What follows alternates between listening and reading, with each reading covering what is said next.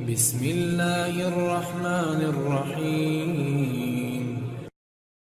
زکریا ابن ابراہیم کے والدین اور ان کے خاندان والے عیسائی تھے، لہٰذا وہ خود بھی اسی دین کی پیروی کرتے تھے۔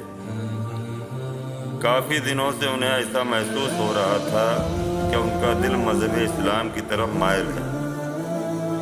ان کا ضمیر انہیں اسلام قبول کرنے کی دعوت دے رہا تھا۔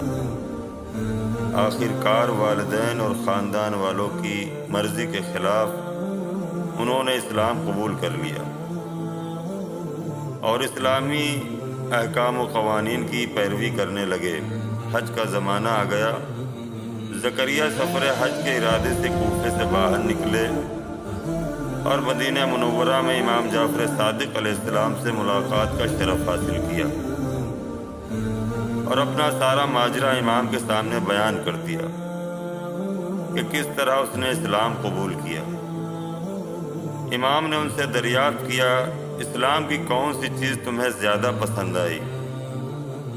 زکریا نے جواب دیتے ہوئے کہا، میں صرف اتنا ہی کہہ سکتا ہوں کہ قرآن مجید میں پروردگار عالم کا یہ کلام میرے اوپر صادق نظر آتا ہے، جس میں وہ اپنے پیغمبر کو مخاطب کرتے ہوئے کہتا ہے، کیا اے پیغمبر تم پہلے نہیں جانتے تھے کہ کتاب کیا ہے اور ایمان کیا ہے، لیکن ہم نے وحی کی صورت میں نازل کیے گئے اس قرآن کو ایسا نور بنا دیا جس کے وسیلے سے ہم جس کی رہنمائی اور ہدایت کرنا چاہتے ہیں کر دیتے ہیں۔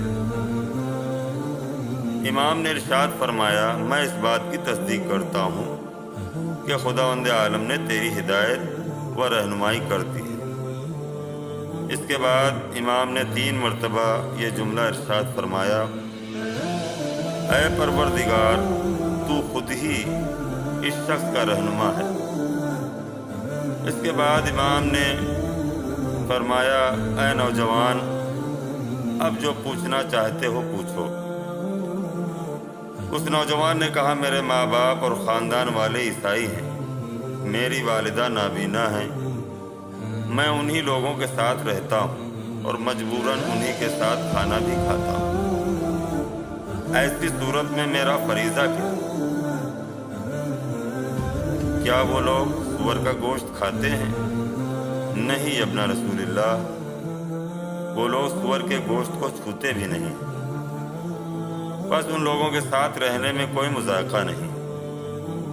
اس کے بعد امام نے ارشاد فرمایا، دیکھو اپنی والدہ کی خدمت میں کوتاہی نہ کرنا جب تک وہ زندہ ہے، اس کے ساتھ حسن سلوک سے کام لینا، اور جب وہ مر جائے تو اس کے جنازے کو دوسروں کے حوالے نہ کرنا، بلکہ تم خود ہی اس کے دفن و کفن کا انتظام کرنا، یہاں کسی سے ذکر نہ کرنا کہ مجھ سے ملاقات کی ہے۔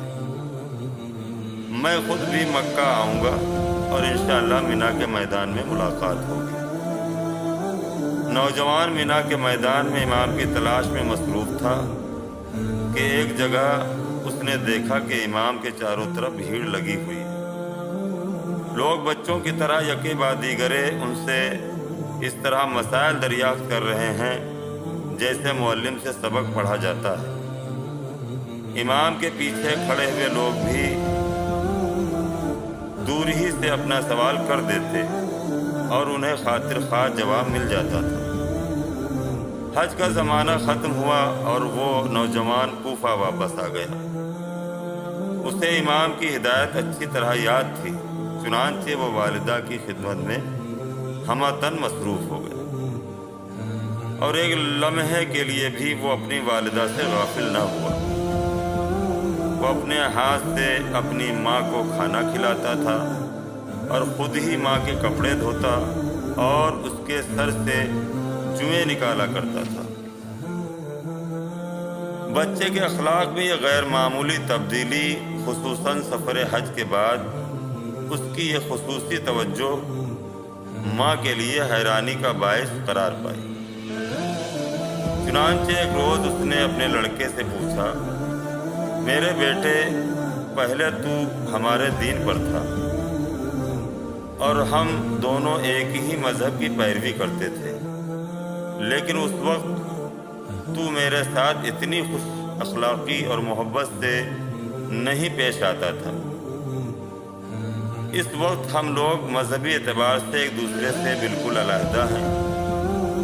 اس کے باوجود آخر کیا وجہ ہے کہ اب تو مجھ سے پہلے سے زیادہ محبت کرنے لگا ہے اور میرے ساتھ غیر معمولی حسن اخلاق سے پیش آتا ہے؟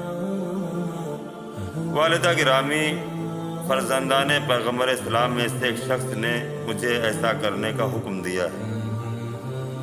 کیا وہ شخص بھی پیغمبر ہے؟ نہیں، وہ پیغمبر نہیں ہے، بلکہ ان کی اولاد میں۔ میرے بیٹے، مجھے ایسا محسوس ہوتا ہے کہ وہ خود بھی پیغمبر ہے، کیونکہ اس قسم کی سفارش پیغمبروں کے علاوہ دوسرے لوگ نہیں کرتے۔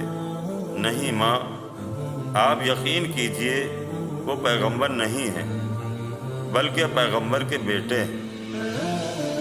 اور بنیادی چیز یہ ہے کہ ہمارے پیغمبر کے بعد اس دنیا میں کوئی دوسرا پیغمبر نہ آئے گا۔ میرے بیٹے، تیرا دین تو بہت اچھا ہے اور دوسرے تمام ادیان و مذاہب سے بہتر بھی ہے، تم مجھے بھی اپنا دین سکھا دو۔ اس نوجوان نے ماں کے سامنے شہادتین پڑھی۔ ماں نے خدا کی وحدانیت اور رسول کی رسالت کی گواہی دی اور دائرہ اسلام میں داخل ہو گئی۔ اس کے بعد اس نوجوان نے اپنی نابینا ماں کو نماز ادا کرنے کا طریقہ سکھایا۔ ماں نے نماز پڑھنا سیکھ لیا اور ظہر و عصر کی نماز ادا کی۔ رات ہو گئی، چنانچہ توفیق خداوندی کے سہارے اس نے مغرب و عشاء کی نماز بھی پڑھ لی۔ رات کے آخری حصے میں اچانک ماں کی حالت زیادہ خراب ہو گئی۔ اس نے اپنے لڑکے کو بلایا اور کہنے لگی، میرے بیٹے، تھوڑی دیر قبل تو نے مجھے جو چیزیں تعلیم کی تھیں اسے ایک بار پھر بیان کر۔ لڑکے نے دوبارہ شہادتین اور تمام اصول دین یعنی وحدانیت، رسالت، قرآن اور آخرت پر ایمان کی باتیں اپنی والدہ کو سکھائیں، اور وہ بوڑھی ماں کلمہ پڑھتی ہوئی اس دنیا سے رخصت ہو گئی۔ صبح ہوئی اور تمام مسلمان اس عورت کے غسل و کفن کے لیے اس کے گھر کے سامنے جمع ہو گئے۔